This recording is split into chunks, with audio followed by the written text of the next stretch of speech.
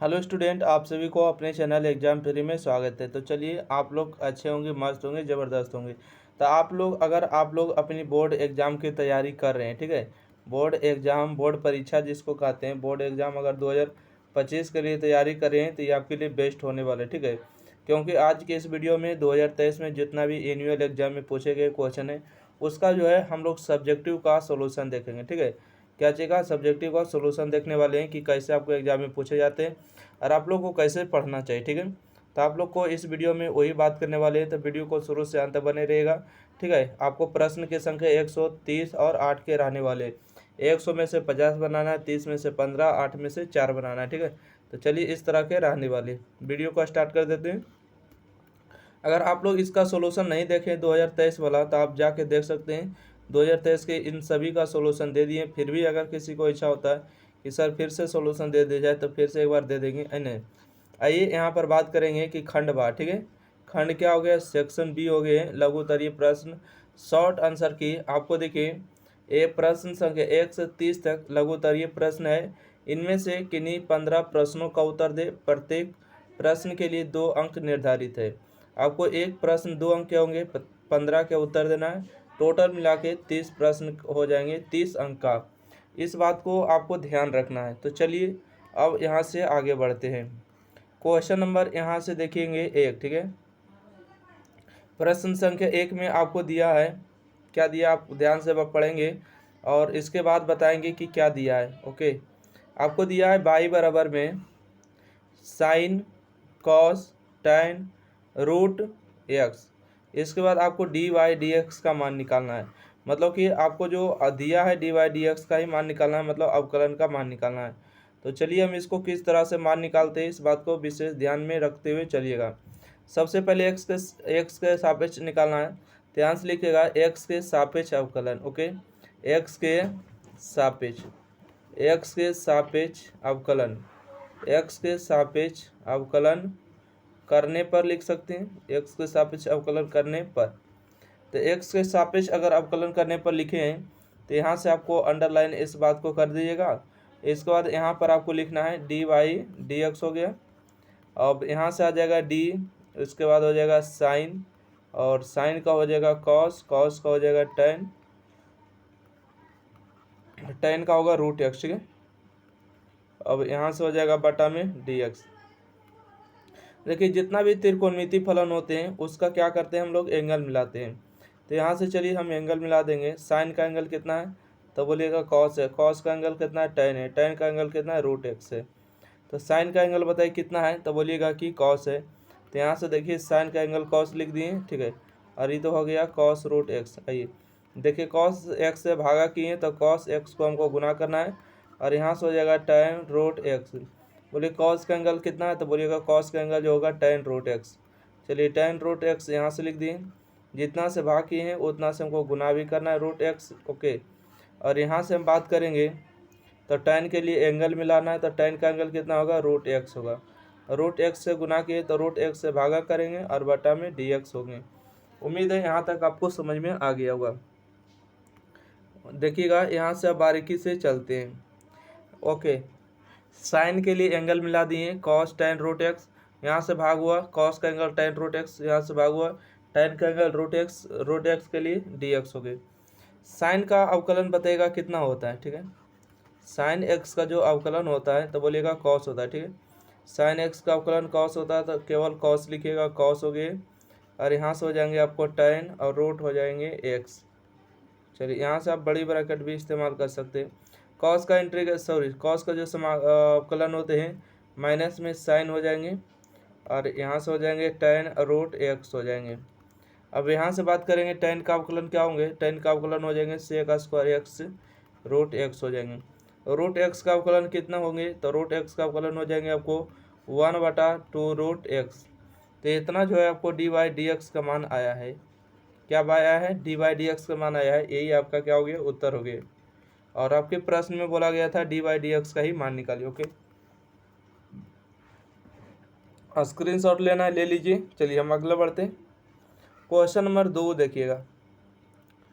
Question number 2 में आपसे बोला गया है कि हल करें, क्या करें, हल करें रूट अंडर लॉग एक्स और उसके बाद एक्स बटा में डी एक्स दिया। इसको हल करिए। तो इसको हल करने के लिए सबसे पहले तो आपको मानना पड़ेगा। तो चलिए हम इसको मान लेते हैं, ठीक है। इसको क्या मानिएगा, इस बात को विशेष ध्यान रखिएगा, क्योंकि लॉग एक्स का अवकलन एक्स होता है, इसलिए लॉग को मानेंगे। देखिए, मानना उसी को है जो आपको अवकलन करने के बाद कटे। जैसे आपको एक्स जेड बराबर मानिएगा लॉग, तो लॉग का अवकलन कॉस होता है, सॉरी लॉग का जो अवकलन होता है 1/x होता है, इसलिए कटेगा, तो वहाँ से मानना है। आप मानने के लिए आगे होंगे, उम्मीद है। और विशेष बात, अब यहाँ से क्वेश्चन को आगे बढ़ेंगे तो सीखेगा। यहाँ पर लिखेगा माना कि हिंदी में मान लेते, माना कि जेड बराबर होंगे लॉग एक्स मान लिए। निचला बेस हमेशा ई होते हैं, लिखने की जरूरत नहीं, आपको यहाँ पर लिख दी, कोई बात नहीं, ठीक है। तो आइए यहाँ से हो जाएंगे आपको डी जेड और बटम हो जाएंगे डी एक्स। लॉग का अवकलन होते हैं 1/x, तिरछा गुना करेंगे तो एक्स हो जाएंगे और डी जेड हो जाएंगे। तिरछा जब गुना करेंगे तो यहाँ से हो जाएंगे डी एक्स। तो डी एक्स का यहाँ से हमने मान निकाल लिए, और प्रश्न को जहाँ पर है वहाँ से आगे बढ़ाना है।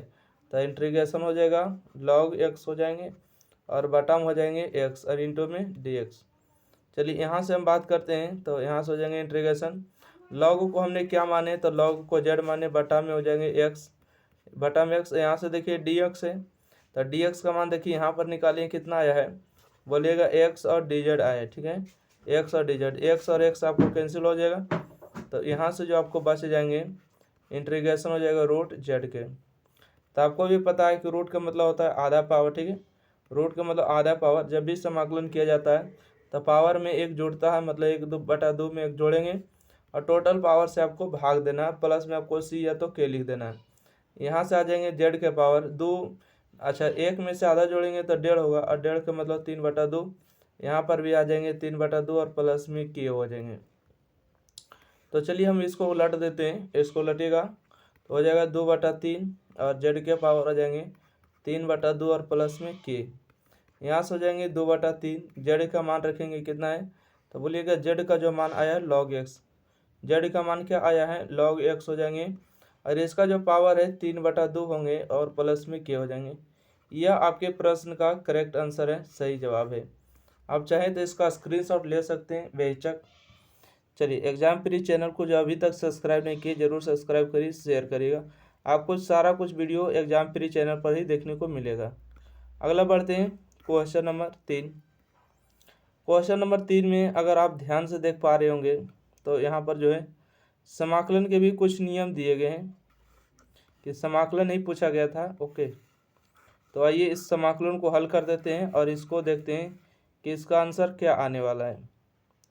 तो वीडियो को शुरू से अंत तक बने रहिएगा, तभी इसका लाभ मिल पाएगा, अन्यथा फिर कहिएगा कि सर हम सीखे नहीं, इसमें आपकी गलती है। आइए समाकलन करना e के पावर -1/x। तो एक काम कर लेते हैं, मान लेते हैं कुछ, क्या कर लेते हैं, मान लेते हैं।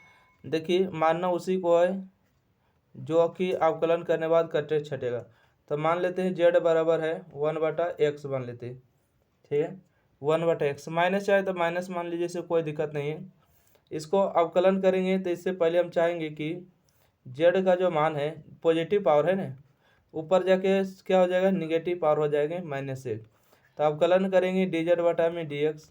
तो देखिए अवकलन पहले तो -1 है, अवकलन का नियम है कि पावर आएगा गुना में, अब पावर में घटेगा, एक पावर पहले से ए पावर आर घटेंगे, तो यहाँ पर हो जाएंगे 2 पावर, ओके। तो यहाँ से हो जाएंगे डी जेड बटा में डी एक्स बराबर में माइनस माइनस मिलकर प्लस हो जाएंगे, ठीक है। और यहाँ से हो जाएंगे 1 हो जाएंगे और गुने में हो जाएंगे एक्स के पावर -2 हो जाएंगे। अच्छा, यहाँ से हम बात करेंगे कि देखिए एक मिनट, देखिए माइनस माइनस मिल के प्लस हो जाएंगे। ये जो देख रहे हैं एक्स के पावर -2 निगेटिव पावर, बटम आने के बाद आपको क्या हो जाएंगे एक्स के 2 पावर, तिरछा तिरछे गुना करेंगे तो एक्स स्क्वायर इंटू में डी जेड हो जाएंगे, और डी एक्स में 1 को गुना करेंगे तो यहाँ से हो जाएंगे डी एक्स। तो चलिए हमने यहाँ से डी एक्स का भी मान निकालिए, किसका मान निकालिए, डी एक्स का मान निकालिए। जहाँ से हमने प्रश्न को छोड़े वहाँ से आगे बढ़ाइएगा। ई के पावर देखिए -1/x को हमने क्या माने थे, तो बोलिएगा कि यहाँ से हमने जेड माने थे, तो इसके पावर जेड बैठा देंगे और बटा में हो जाएंगे एक्स स्क्वायर। यहाँ से हम बात करेंगे कि यहाँ पर आपको डी एक्स दिया है और डी एक्स का मान यहाँ पर दिया हुआ, कितना दिया हुआ, बोलिएगा कि एक्स स्क्वायर आया हुआ है और इंटू में डी जेड आया है। तो एक्स स्क्वायर से आपको एक्स स्क्वायर कैंसिल हो जाएंगे। यहाँ से हो जाएंगे आपको ई के पावर जेड का समाकलन। ई के पावर जेड का समाकलन हो या तो ई के पावर एक्स का समाकलन हो, हम सभी लोग जानते होंगे कि ई के पावर एक्स का अवकलन हो या समाकलन हो उतना ही होता है, ठीक है। ई के पावर एक्स का अवकलन हो या समाकलन हो, ई के पावर एक्स ही होता है, इस बात को ध्यान में रखेंगे। और ई के पावर जेड का जो समाकलन हो जाएंगे ई के पावर जेड होंगे, और प्लस में आपको के देना है, यहाँ से आना है ई के पावर जेड को हमने क्या माने थे, तब -1/x माने थे। तो चलिए -1 में x को रख देते हैं और प्लस में यहाँ से के। तो यह जो है आपके प्रश्न का उत्तर हो जाएंगे, यह जो है आपके प्रश्न का उत्तर हो जाएंगे। तो चलिए, जिसको लगता है कि स्क्रीनशॉट लेना है लीजिए, या तो जिसको लगता है हम कॉपी में नोट करेंगे तो कॉपी में नोट करिएगा। बाकी आगे बढ़ते हैं क्वेश्चन नंबर 4।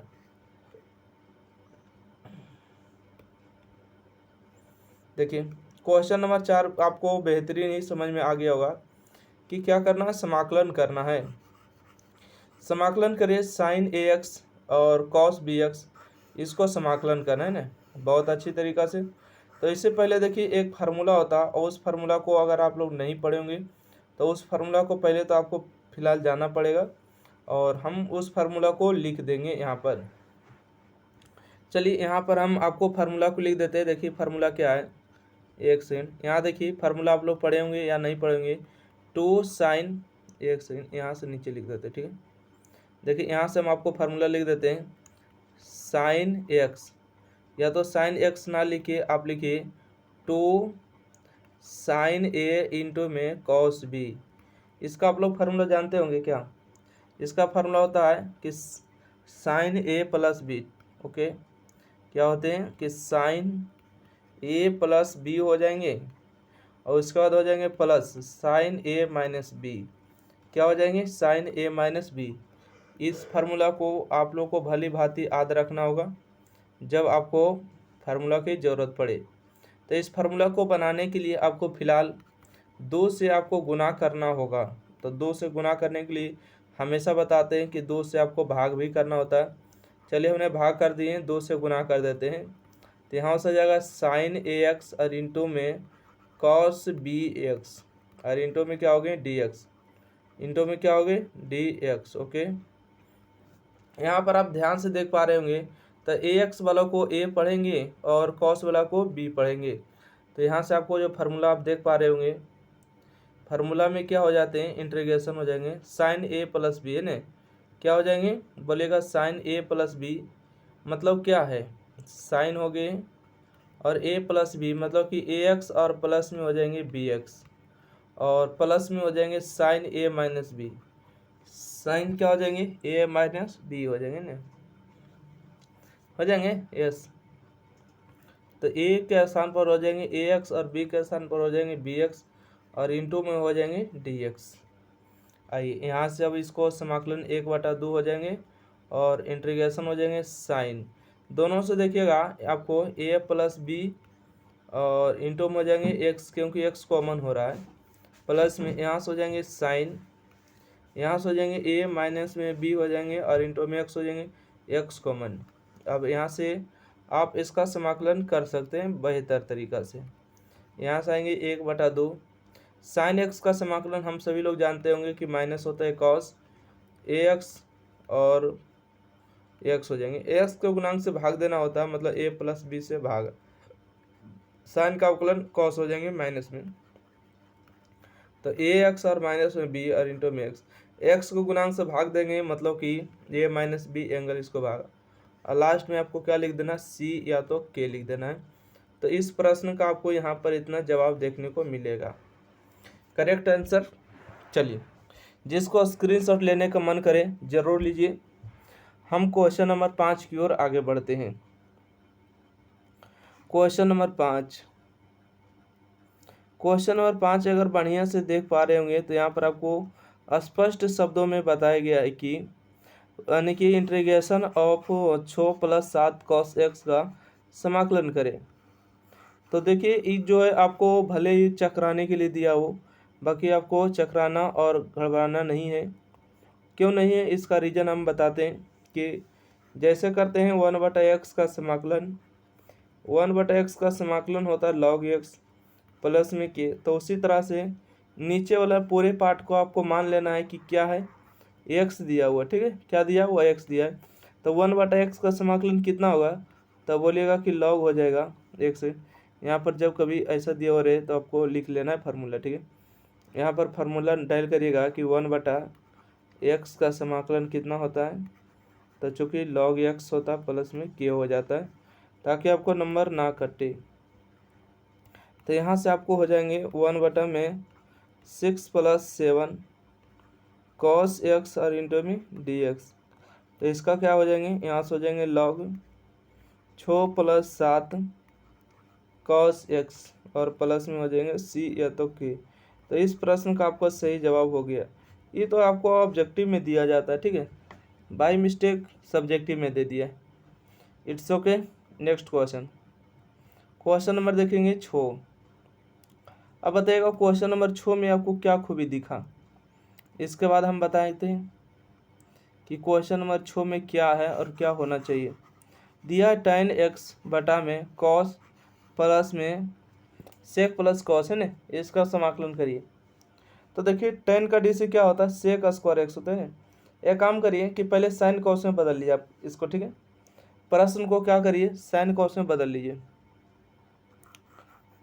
sin cos में बदल ले क्या, हाँ बदल लीजिए, बेहतरीन रहेगा और अच्छा भी लगेगा आपको भी। ओके, तो यहाँ से थोड़ा सा आगे बढ़िएगा।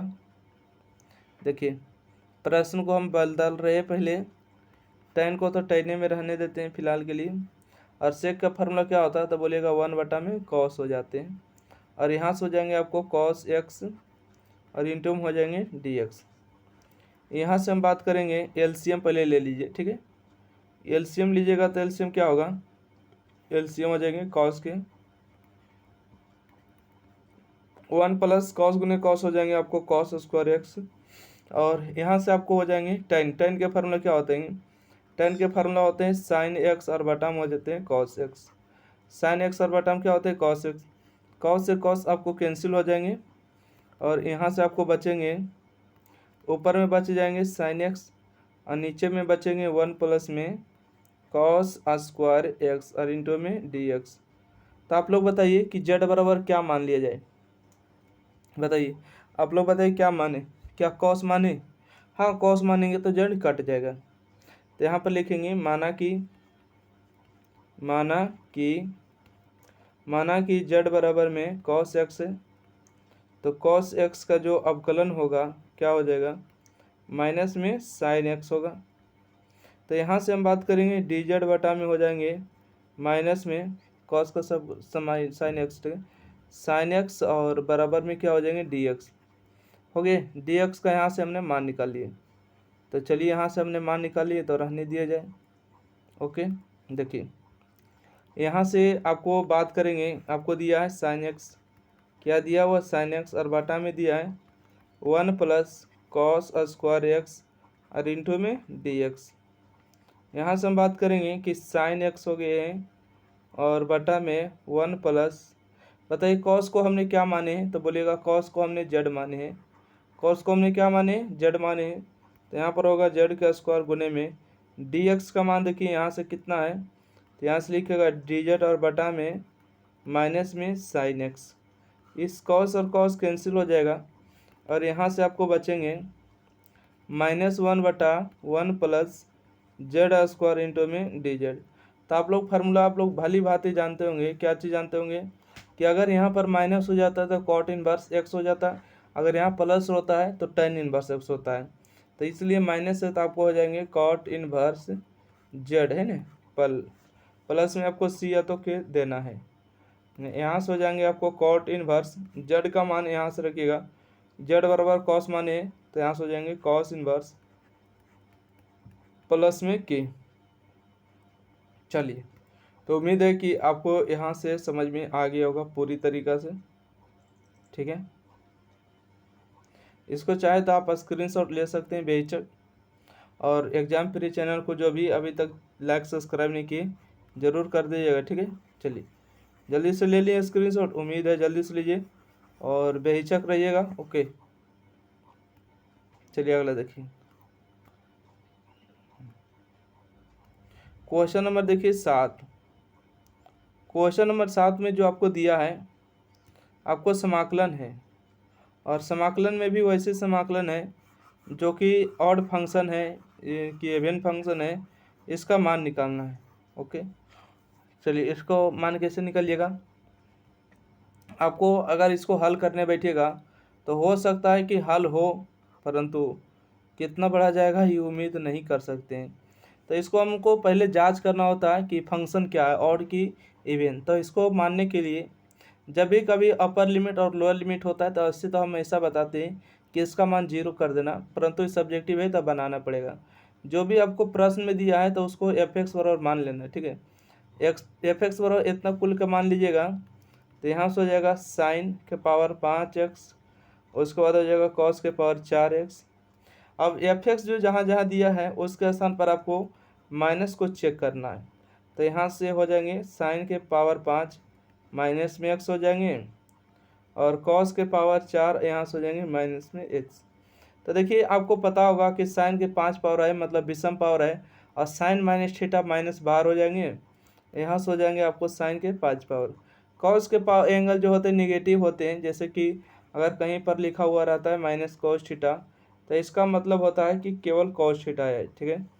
कॉस माइनस थीटा बराबर क्या होते हैं, केवल कॉस थीटा होते हैं। तो यहाँ से आपको हो जाएंगे कॉस के 4 पावर। तो यहाँ से हम बात करेंगे कि आ रहा था एफ माइनस एक्स। देखिए इतना टोटल को बारे में बात करेंगे तो ये टोटल क्या दिया हुआ है, तो हमने एफ एक्स माने हैं, है ना। तो यहाँ से हो गए एफ एक्स। जब कभी भी आपको एक बात हमेशा ध्यान रखना है कि एफ एक्स का जो मान है एफ एक्स माइनस, अगर माइनस बाहर होके हो जाता है तो ई ऑड फंक्शन हो जाता है, ठीक है। यहाँ से हम एक दो कंडीशन को लिखेंगे और इस बात को हमेशा ध्यान में रखेंगे कि जब कभी भी अगर चेक करेंगे एफ एक्स का मान अगर माइनस एफ एक्स हो जाता है तो ये क्या हो जाते हैं, ऑड फंक्शन, ऑड FUNCTION मतलब विषम फलन, ठीक है, विषम फलन। इसलिए इसका जो फंक्शन को जो मान माने हैं इस पूरे इंटीग्रेशन का मान हो जाते हैं 0, एफ एक्स का मान पूरे के हो जाते हैं 0। अगर जब कभी भी एफ एक्स का मान निकालेंगे माइनस में और ये एफ एक्स के केवल बराबर हो जाते हैं तो ये हो जाते हैं इवन फंक्शन, ठीक है, EVEN इवन फंक्शन, FUNCTION, ठीक है, फंक्शन। तो जब कभी इवन फंक्शन हो जाते हैं तो देखिए दोनों लिमिट के जोड़ के 0 नीचे वाला 2 गुना हो जाते हैं, ऊपर 1 हो जाएंगे, और उसके बाद जो साइन के 5 पावर x है और कॉस के 5 पावर x है, आपको इस तरह से हल करने पड़ेंगे। परंतु फिलहाल अभी इसका नहीं होगा, क्यों, क्योंकि आपको पता है कि क्या उन फंक्शन है तो ऑड फंक्शन है, तो ये और से नहीं हो पाएगा, ठीक है। चलिए तो यहाँ से देखेंगे एफ एक्स जो आगे इकॉन फंक्शन है तो लिख देंगे कि odd function, FUNCTION, odd function मतलब कि विषम फलन, कौन फंक्शन, विषम, ठीक है, विषम फलन, विषम फलन है, इसलिए जो है पूरे इंटीग्रेशन का मान कितना आएगा, 0 आएगा, उत्तर हो जाएगा। उम्मीद है इतना लिख दीजिए। हिंदी लिखना तो लिखेगा विषम फलन, ठीक है। ऑड का मतलब विषम, फलन का मतलब फंक्शन का मतलब फलन। स्क्रीनशॉट ले लीजिए जिसको लेना है। चलिए अगला देखिएगा क्वेश्चन नंबर 8 से जो है अगले वीडियो में बढ़ेंगे। जब तक के लिए एग्जाम प्री चैनल को लाइक करें, शेयर करें, चैनल को सब्सक्राइब करें। आपको जो इसी प्रकार के वीडियो सारा कुछ आपको प्ले लिस्ट में देखने को मिलेगा। ओके, तो प्लीज़ ज़रूर सपोर्ट करिएगा और अपना एग्ज़ाम की तैयारी बेहतरीन से करिए। और ऑब्जेक्टिव भी इसका सोल्यूशन कर दिया गया है, ऑब्जेक्टिव को जाके देख सकते हैं। तो थैंक यू, धन्यवाद।